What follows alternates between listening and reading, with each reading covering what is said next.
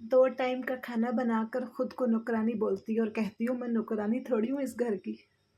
और वो आदमी जो सारे मौसम में घर से बाहर जाकर पैसा बनाकर आता है ताकि हम सबके रिक्वायरमेंट को पूरा कर सके, सबके लिए कुछ ना कुछ लाकर खुद के लिए सबसे आखिर में देखे, और कभी नहीं भी बचता तो नहीं लेकर आता। वो तो कभी नहीं कहता आज बाहर बहुत धूप है, आज बहुत काम था, आज मैं बहुत थक गया हूँ,